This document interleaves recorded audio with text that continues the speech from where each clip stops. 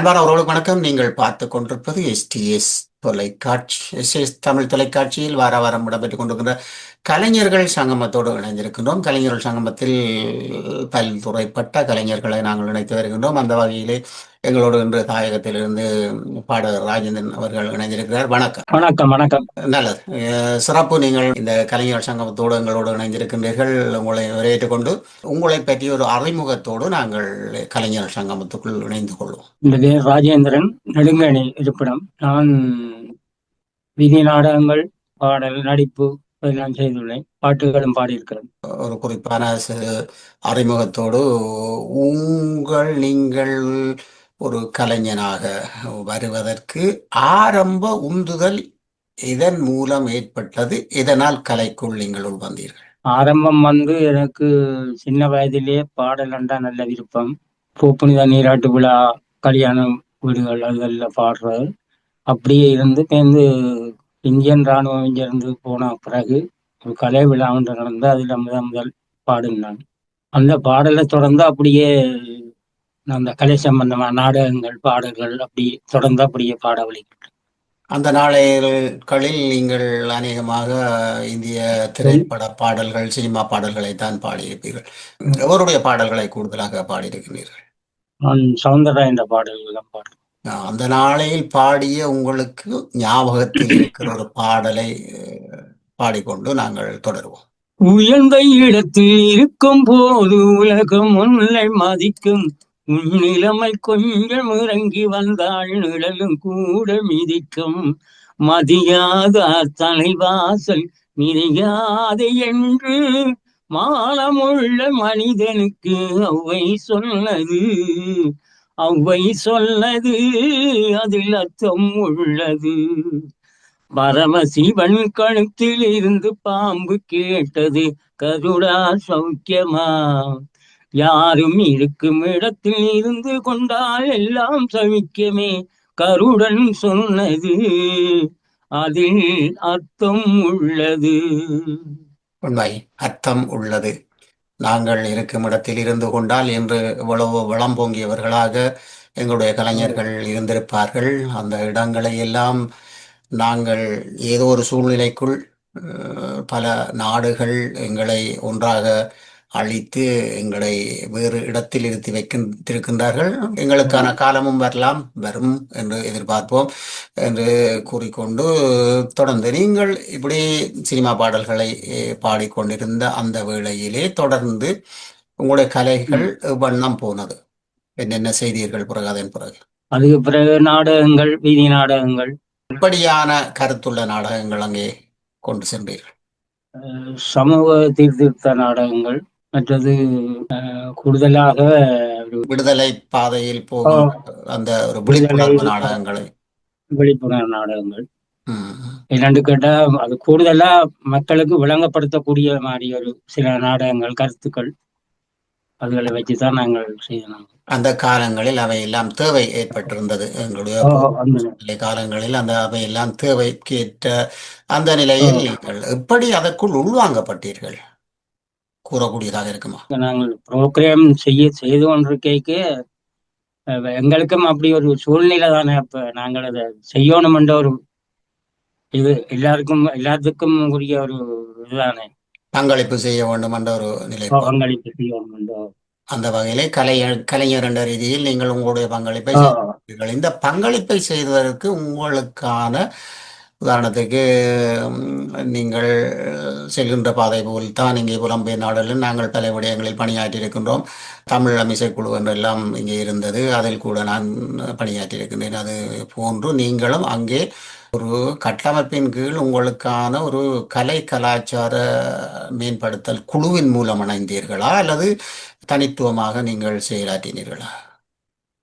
கலை பண்பாட்டு கழகம் என்று இருந்த கலை கலாச்சார இதோடு தான் பங்கு பற்றி அதோட தான் அவர்களால்தான் நான் இந்த அளவு பாடக்கூடிய மாதிரி ஒரு முன்னேற்றத்துக்கு வரக்கூடிய காரணம் அந்த நிச்சயமாக கலை கலாச்சார கலை பண்பாட்டு கழகம். நிச்சயமாக அது உண்மையான விடயம். அது புலம்பெயர் நாடுகளிலும் நாங்கள் இங்கே முதல் முதல் விடுதலை புலிகளுக்கான இங்கேதான் முதலிலே தமிழீழம் இசைக்குழு என்ற ஒரு இசைக்குழுவை ஆரம்பித்தோம். அதன் பிறகுதான் அங்கே தாயகத்தில் தமிழீழம் இசைக்குழு என்ற ஒரு இசைக்குழுவை வந்தது என்பதும் ஆக்கபூர்வமாக எனக்கு தெரிந்த விடயம். நான் ஆரம்ப காலங்களிலே இருந்திருக்கின்றபடியால் எனக்கு இந்த ஆக்கபூர்வமான விடயங்களும் கலை கலாச்சார விடயங்களும் இங்கே தெரியும். சந்தர்ப்பவசங்களால் நாங்கள் அப்படி கண்டாலும் கூட அந்த காலத்திலே நீங்கள் இந்த நாட்டுக்கூத்தில் இணைந்து விழிப்புணர்வு நாடகங்களோடு இணைந்து கொண்டீர்கள். அதன் பின் நீங்கள் ஒரு பாடகராக உங்களை இனம் கண்டு எங்களுடைய தேவைக்கான பாடல்களை நீங்கள் பாடக்கூடிய சந்தர்ப்பம் கிடைத்ததா? சந்தர்ப்பம் கிடைத்தது. தமிழ் இசைக்குழுவில் வந்து அவர்கள் ரெக்கார்டிங் செய்த பாடல்கள் இருக்கு. அதை விட கண்ணன் மாஸ்டர் அவர்களோட பாடியிருக்கள், ஸ்ரீகுவன் மாஸ்டர் பாடல்கள் ரெக்கார்டிங்ல இருக்கு பாடல்கள். நல்லது நல்லது. கண்ணன் மாஸ்டரோடும் நான் சிறு வயதில் பயணித்திருக்கின்றேன்.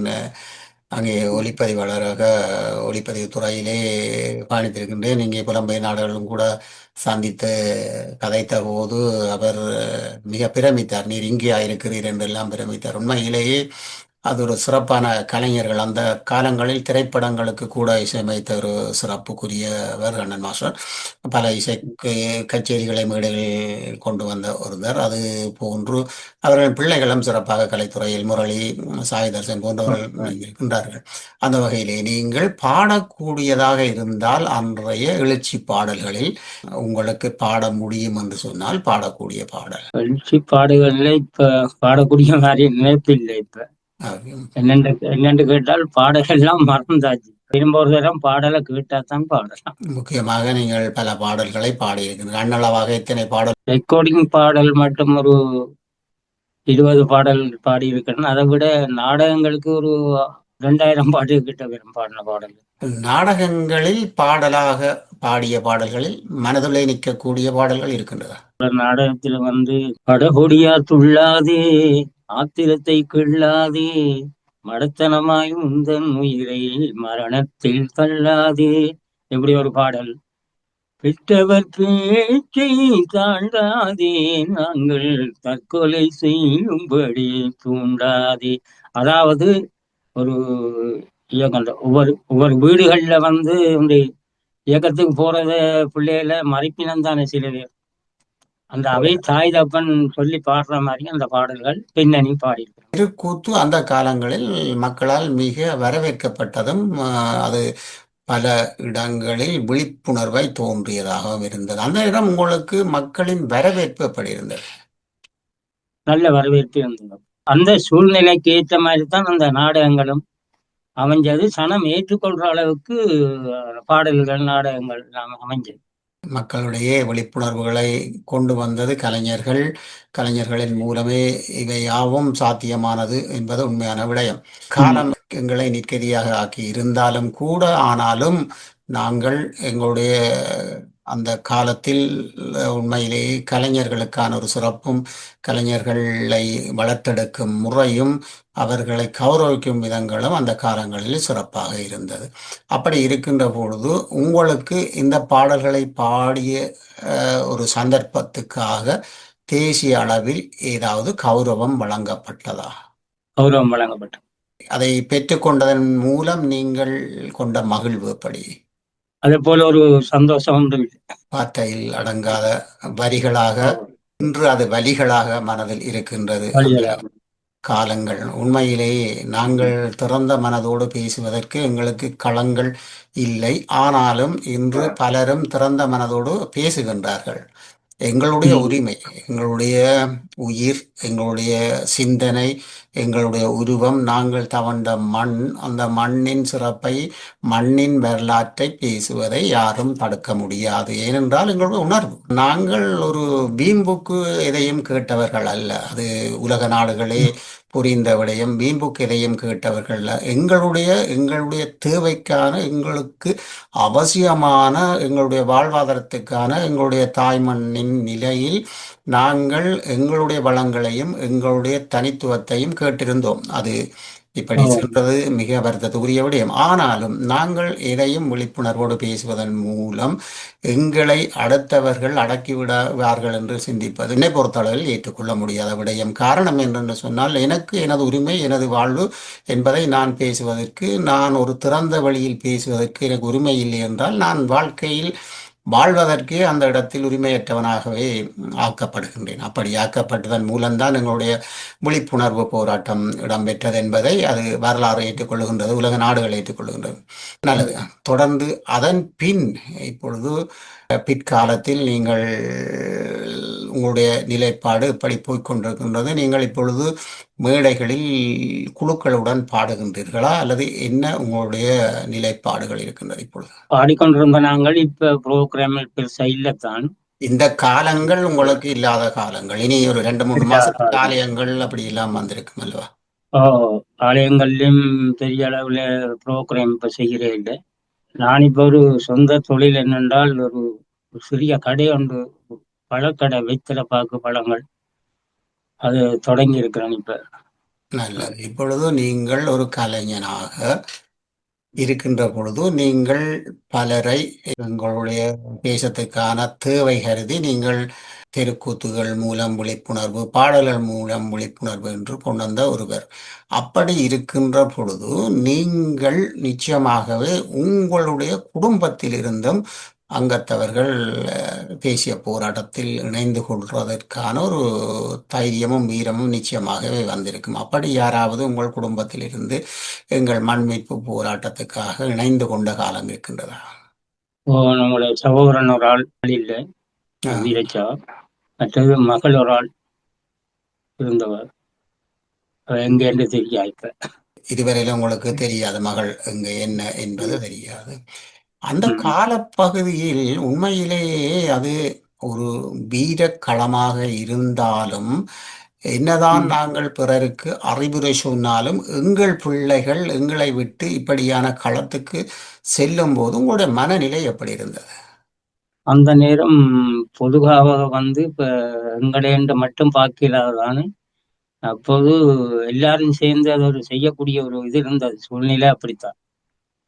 அப்ப அதை நாங்கள் எங்கட பிள்ளைகள் ஒன்று மற்ற வேற பிள்ளைகள்ன்ற மாதிரி அப்படி பார்க்கலாம். அது எல்லாரோடையும் மொத்த ஒரு சம்பவம் தானே அது. அப்படித்தான் அந்த எல்லாமே.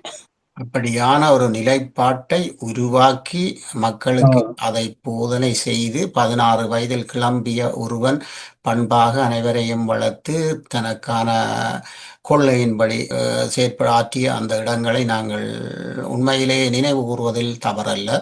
அது போன்று இது போன்று உணர்வுகளை சமத்துவமாக தனது பிள்ளைகளையே கொடுத்த ஒரு தலைவன், அப்படியான தலைவன் வழியிலே நடந்திருக்கிறோம் என்பது, நடந்து செயலாற்றியிருக்கிறோம் என்பது, அது போன்ற உணர்வுகள் எங்களிடம் வந்திருக்கின்றது என்பது உண்மையிலேயே நாங்கள் ஒரு வீர இனமாக வாழ்ந்திருக்கின்றோம் என்பதற்கான ஒரு முத்திரையாகவே பார்க்கக்கூடியதாக இருக்கின்றது. இன்னும் ஒரு பாடல், உங்களுடைய பாடல், அது சவுந்தரராஜன் பாடலாக இருந்தாலும் சரி, என்ன பாடலாக இருந்தாலும் பாடிக்கொண்டு நாங்கள் மேலதிக தகவலை உரையாடிக் கொள்வோம். ஏனென்றால் நாங்கள் வீரத்தையும் எங்களுடைய சோகத்தையும் சொல்லும் பொழுது உங்களுடைய கலையின் பக்கங்களையும் பாடல்களையும் கேட்டுக்கொண்டு செல்வோம். எனக்கும் இடம் உண்டு, அருள் வழக்கும் முருகன் மலரடி நிழலில் எனக்கும் இடம் உண்டு. கார்த்திகை விளக்கு பெண்களுடன், திருக்காவடி சுமக்கும் தொண்டருடன், தினம் கூப்பிடும் ஞான மலர்களுடன், ஒரு புல்லாய் முளைத்து தடுமாறும், புல்லாய் முளைத்து தடுமாறும். எனக்கும் இடம் உண்டு, அருள் மணக்கும் முருகன் மலரடி விழலில் எனக்கும் இடம் உண்டு. ஆ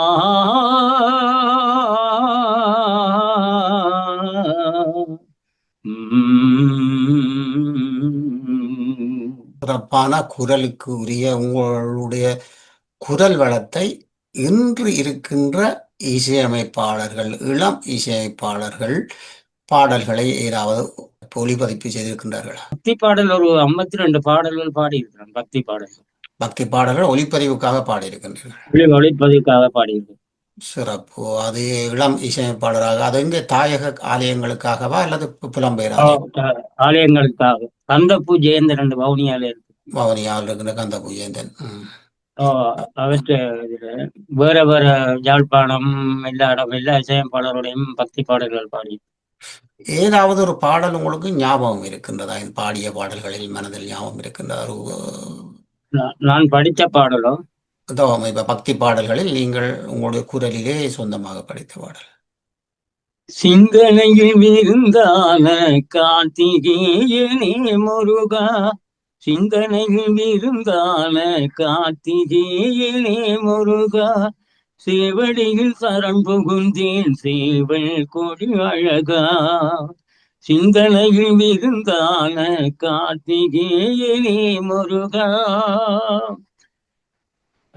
உடனே பார்த்துதானே நிச்சயமாக பாடுறது. நிச்சயமாக புதிய பாடல்கள் என்றால் அதை அனைத்தும் மனதில் காட்டி நிறுத்தி வைப்பது மிக சிரமமான விடயம். ஆனாலும் அதை ஞாபகப்படுத்தி பாடியிருக்கின்றீர்கள். இப்படியான சந்தர்ப்பங்கள் உங்களுக்கு கிடைத்த பின் மெல்லிசை பாடல்கள் அல்லது திரைப்படம் இப்பொழுது பல பாடல்களை இசையமைக்கின்றார்கள்.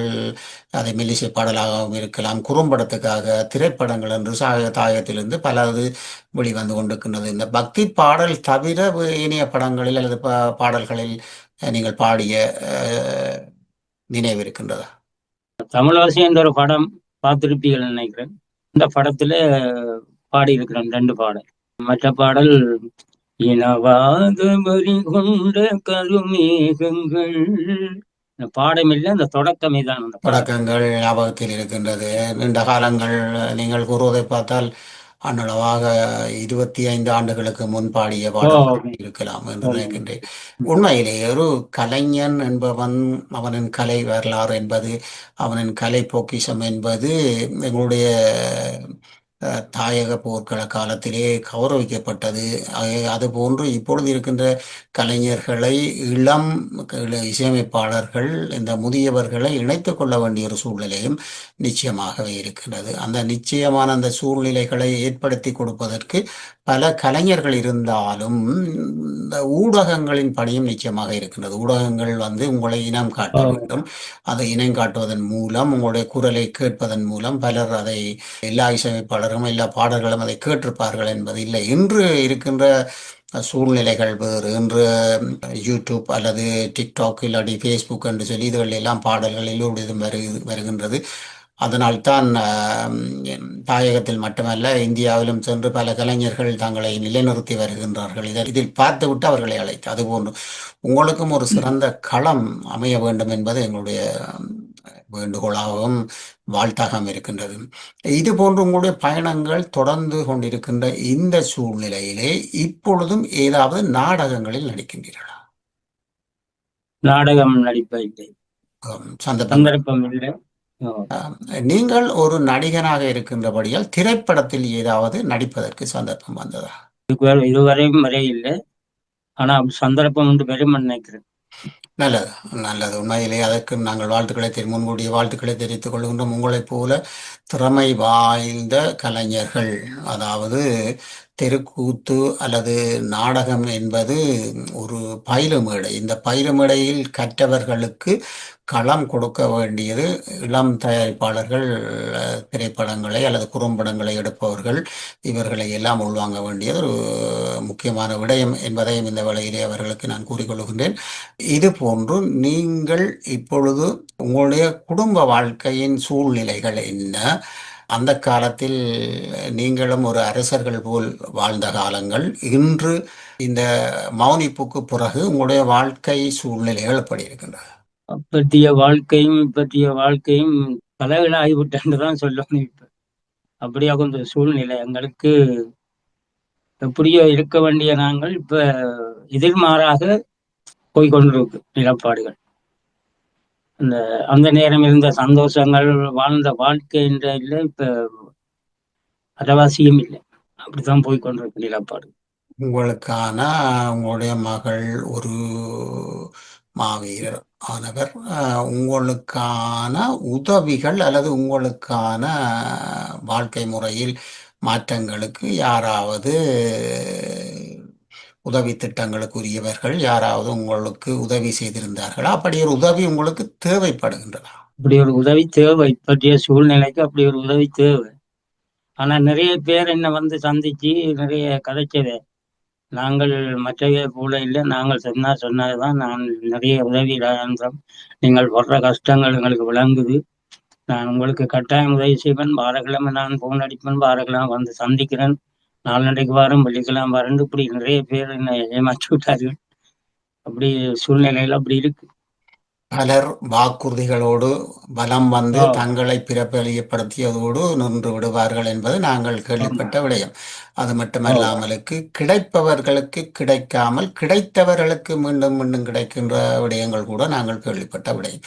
உண்மையிலேயே இந்த இடத்தில் நாங்கள் கூறிக்கொள்ள வேண்டும், புலம்பெயர் நாடுகளில் இருக்கின்ற அமைப்புகளும் புலம்பெயர் நாடுகளில் இருக்கின்ற வாழ்கின்ற உதவி திட்டங்களை செய்பவர்களும் முக்கியமாக சிந்திக்க வேண்டிய விடயம், இனம் கண்டு நீங்கள் செய்ய வேண்டிய ஒரு கடைப்பாடு. அது போன்று அங்கு இருக்கின்ற ஒரு பகுதியிலும் இருக்கின்ற உங்களை போன்றவர்கள் இனம் காட்ட வேண்டிய ஒரு நிலைப்பாடும் இருக்கின்றது. ஏனென்றால் யார் யாருக்கு செய்ய வேண்டும் என்பதை இனம் காட்டுவதன் மூலம், உதாரணத்துக்கு நான் சொல்ல போனால், நாங்களும் கடந்த 14 வருடங்களாக திருக்குமார் யோகேஷ் அவர்களோடு முல்லைத்தீவில் பல விடயங்களை செய்து வருகின்றோம். அவர் இனம் காட்டுகின்றார், இவர்கள் இவர்கள் இப்படியான தேவைக்குரியவர்கள் என்று. அப்படியானால் நாங்களும் அதை செய்கின்றோம். அதுபோன்று இனம் காட்டப்பட்டு செய்வதன் மூலம் தான் இந்த இல்லாமை ஓடு வாழ்ந்த காலங்களை உங்களைப் போன்றவர்கள் நினைக்காமலுக்கும், நாங்களும் இன்று ஒரு அளவுக்கு எங்களுடைய உறவுகள் கைவிடவில்லை என்ற ஒரு சிந்தனைக்கும் கொண்டு வரக்கூடிய ஒரு காலமாக இல்லை என்றால், உங்களைப் போன்று இப்பொழுது நீங்கள் கூறியது போன்று வருவார்கள், கதைப்பார்கள், செல்வார்கள், ஏதும் இல்லை என்ற ஒரு நிலைப்பாடு இருக்கும். அதனாலே அதுக்கு உங்களுக்கு தகுந்தவர்கள், இந்த நிகழ்ச்சியை பார்த்து கொண்டிருப்பவர்கள் உங்களுக்கான தகுந்த உதவியை செய்வார்கள் என்று நிச்சயமாக நினைக்கின்றேன். ராஜேந்திரன் அவர்கள் தாயகத்திலிருந்து எங்களோடு இணைந்து கொண்டிருக்கின்றார், கலைஞர்கள் சங்கமம் ஊடாக. இந்த கலைஞர்கள் சங்கமத்தில் இணைந்து கொண்ட அவருடைய கலைப்பயணம் மட்டுமில்லை, அவருடைய வாழ்க்கை நிலை பற்றியும் கூறியிருக்கின்றார். உங்களால் முடிந்தவற்றை நீங்கள் செய்ய வேண்டும். மேலதிகமாக நீங்கள் இந்த இன்றைய கலைஞர்களும் உங்களுடைய காலத்து கலை, அதை பற்றிய ஒரு கருத்தாக நீங்கள் எப்படியான பார்வை உள்ளது? அன்றைய கலைக்கும் கலைஞர்களின் உபசரிப்புக்கும் கலைஞர்களின் இணைவுக்கும் இன்று இருக்கின்ற கலைஞர்களின் இணைவுக்கும், அல்லது எப்படி செல்கின்றார்கள் என்று கூடுதலாக தொழில் ரீதியாக பயணிக்கின்றார்கள், அன்று அப்படி அல்ல. அதை எப்படி உங்களோட பார்வைக்கு பார்க்கக்கூடியவர்கள்? உண்மை. அந்த நேரம் வந்து கலைக்கு முக்கியத்துவம் கொடுத்து அந்த நேரம் மதிப்பு இருந்தது. அதன் பெருமதி என்னன்னு சொல்லி அந்த நேரம் தெரியக்கூடிய மாதிரி இருந்தது. இப்ப காரணம் என்னன்னு கேட்டா, இப்ப எங்களை வச்சு சில பேர் வாழ்ந்து கொண்டிருக்கிறாங்க. ரெக்கார்டிங் அதுதான் சொல்லி நாங்கள் போய் கஷ்டப்படுறதான் எங்களை வச்சு மற்றவை வாழ்றாங்க. உதாரணத்துக்கு ஒருவர் வந்து, எனக்கு இந்த வழக்கன் தெரியாது, எனக்கு செயல்பட்டு உனக்கு கண் தெரியாது, இது சம்பந்தமா நான் வெளிநாட்டுல கதைச்சு ஒரு ஆள் உதவி செய்யும் என்று சொல்லி என்ன சாட்டி அவர் காசு வாங்கி எடுத்துட்டேன். அது தெரியும் எனக்கு, நான் அதை பற்றி ஒன்றும் கதைக்க இல்லை. அப்ப அதே மாதிரி அந்த நிறைய நிறைய இப்ப ப்ரோக்ராம் அதுன்னு சொன்னா, கடவுளை நீ அந்த நேர பாடல்கள் நீங்கள் வந்து பாடணும் கொள்ளணும் என்று கூப்பிட்டு செய்து போட்டு சேர்ந்து அந்த அலுவல் முடிய எங்களை கைகளில் விட்டுருவினோம். இப்ப வந்து கலைக்கு மதிப்பு இல்லாத நிலையில இப்ப போய்கொண்டிருக்கும். அந்த நேரம் இருந்த மதிப்பு என்ன, அந்த நேரம் ஒரு கௌரவம் அதுகள் இல்லை. உண்மைக்கு இது ஒரு ம். வேதனைக்குரிய விடயம். அதனால் தான் நான் இந்த கேள்வியை உங்களிடம் கேட்டேன். உண்மையிலே இது ஒரு வேதனைக்குரிய விடயமாகவும் பார்க்கக்கூடியதான் இருக்கின்றது. ஆனாலும் இதிலும் நாங்கள் நிமிந்து வருவதற்கான ஒரு சூழ்நிலையை நாங்கள் கற்று அறிந்திருக்கின்றோம். அப்படி அறியக்கூடிய அறிஞனோடு வளர்ந்திருக்கின்றோம். அதனால் நீங்கள் உங்களை புடம் போட்டு மீண்டும் மீண்டும் முயற்சிகள் செய்து நீங்கள் உங்களுக்கான கலை பயணத்தை தொடர வேண்டும் நிச்சயமாகவே. ஏனென்றால் ஆளுமையான நல்ல குரல் இன்றும் அன்னளவாக நான் எதிர்பார்க்கின்றேன். உங்களுக்கு ஒரு 50 அல்லது 55 வயதுக்கு மேலாக இருக்கும் என்று எதிர்பார்க்கின்றேன். ஆமா. அப்படி இருக்கும்போது உங்களுடைய குரல் இன்னும் கணீரென்று ஒலிக்கின்றது. அந்த சுதியல் தப்பாமலுக்கு உங்களுடைய பாடல்களின் ஓசைகள் காதில் அப்படியே விழுகின்றது. அந்த சிலருக்கு ஒரு குறிப்பிட்ட காலத்துக்கு பிறகு பயிற்சி இல்லை என்று சொன்னால் குரல் கொஞ்சம் கரகரக்க இல்லாமல் விழிக்கிடும். அப்படி எல்லாம் இல்லாமலுக்கு தெளிவாக இருக்கின்றது. உங்களை கலைப்பணி தொடர வேண்டும் என்று வாழ்த்திக் கொள்கின்றோம். சிறப்பாக நீங்கள் கலைப்பணியில் இன்னும் மிளிர வேண்டும் என்று வாழ்த்திக் கொள்கின்றோம். நிறைவாக நீங்கள் கூற வேண்டும் என்று இருக்கின்ற ஒரு சில விடயங்களை கூறுங்கள். உங்களுடைய மனதில் கலை பற்றியோ உங்களை பற்றியோ கூறக்கூடிய விடயங்கள் எதுவாக இருக்கு? நிறைய இன்னும் பாடல்கள் பாடணும், இந்த கலை இன்னும் வளரணும். அப்படியாக இந்த சிந்தனை எங்களுக்கு இந்த பொருளாதார பிரச்சனை உண்டு. மற்றது அந்த அளவுக்கு எங்களுக்கு இந்த உதவி உதவி என்ற இல்லை. இப்ப சாதாரணமா இப்ப நிறைய பாடல்கள் இப்பவும் கூட தத்துவ பாடல்கள், சமூக சீர்திருத்த பாடல்கள் எல்லாமே இருக்கின்றன. அதுகள் பாடுவதற்கு எங்களுக்கு எந்த ஒரு வசதி அதுகள் ஒன்றும் இல்லை. ஆனா நிறைய ஆசை இருக்கு. ஆனா பழைய மாதிரி என்று இருந்தால் நினைச்ச உடனே ஒரு விஷயங்களை செய்யக்கூடிய மாதிரி, நாங்கள் விரும்பினதை பாடக்கூடிய மாதிரி இருந்தது. இப்ப அந்த அளவுக்கு எங்களுக்கு ஒரு முயற்சி செய்கிறதுக்கு ஒருவரும் இல்லை. அப்படியே அந்த சூழ்நிலையா இருக்கு. நிறைய விருப்பம், நிறைய பாடல்கள் பாடணும் கொள்ளணும். என்னண்டா செய்யணும்னு நினைக்கிறவன்ட்ட வசதி இல்லை, வசதி உள்ளவன் செய்யறான் இல்லை. அதான் பிரச்சனை. இது உண்மையான கருத்து நீங்கள் கூறுவது. நினைப்பவனுடன் அதற்கான தகமை இல்லை. ஆனாலும் அது உங்களுக்கான வசதியை நிச்சயமாக இப்பொழுது உங்களை எங்களுக்கு இணைத்து தந்த குமாரி யோகேஷ் அதற்கான ஒரு வழியை நிச்சயம் உங்களுக்கு காட்டுவார் என்று நினைக்கின்றேன். அவர் கலைத்துறையிலும் பொது பணிகளிலும் மிக சிறப்பாக பணிபுரிந்து வருகின்றவர். இதற்காகவே ஒரு கலைக்கூடத்தையும் வைத்திருக்கின்றார். நிச்சயமாக அவர் உங்களுக்கான சந்தர்ப்பத்தை வழங்குவார் என்று நான் எதிர்பார்க்கின்றேன். அது போன்று உங்களுடைய கலை வாழ்வு முளிர வேண்டும். யோகேஷ் இப்ப கூடுதலாக யோகேஷோட 4-5 பாடல்கள் இங்க ரெக்கார்டிங் செய்திருக்கான். வேற தேவைகளுக்கு அதை கண்டு பக்தி பாடல் 2-3 நாடகங்களுக்கு தேவையான பாடல்கள் செய்து தந்திருக்கார். நல்லது, சிறப்பு. கலையின் சிறப்பாக சென்று கொண்டு இருப்பதாக இருந்தால் மற்ற கலைஞர்களையும் இணைத்து செல்ல வேண்டும். அந்த குணம் குமாரி யோகேஷ் அவர்களிடம் இருக்கின்றது. அப்படியாக இருக்கும் பொழுது நீங்கள் சிறப்பு. உண்மையிலேயே உங்களை இவ்வளவு ஒரு சிறப்பான கலைஞன் திரு ராஜேந்திரன் அவர்களை குமாரி யோகேஷ் எங்களுக்கு இந்த கலைஞர்கள் சங்கமத்தோடு இணைத்து தந்தமைக்கு அவருக்கு நன்றிகளை கூறிக்கொள்கின்றோம். அது மட்டுமல்ல, குமாரி யோகேஷ் எங்களோடு இந்த SCS தொலைக்காட்சியின் ஒரு ஆலோசகராகவும் இருக்கின்றார். அந்த வகையிலே அவருக்கும் நன்றியை இணைப்பாளராகவும் இணைந்து கொண்டமைக்கு நன்றிகளை கூறிக்கொள்கின்றோம். இன்று சிறப்பாக நீங்கள் இந்த கலைஞர்கள் சங்கம நிகழ்வில் உங்களை சந்தித்ததில் நான் மிக்க மகிழ்ச்சி கொள்கின்றேன். உங்களிடமிருந்து விடைபெறுகிறோம். நன்றி. நல்லது உறவுகளை, இதுவரை நீங்கள் பார்த்தது கலைஞர்கள் சங்கமம். கலைஞர்கள் சங்கம நிகழ்வோடு இணைந்திருந்தீர்கள். அடுத்த கலைஞர்கள் சங்கம நிகழ்வோடு இணைந்து கொள்வோம். அதுவரை உங்களிடமிருந்து விடைபெறுகின்றோம். நன்றி, வணக்கம்.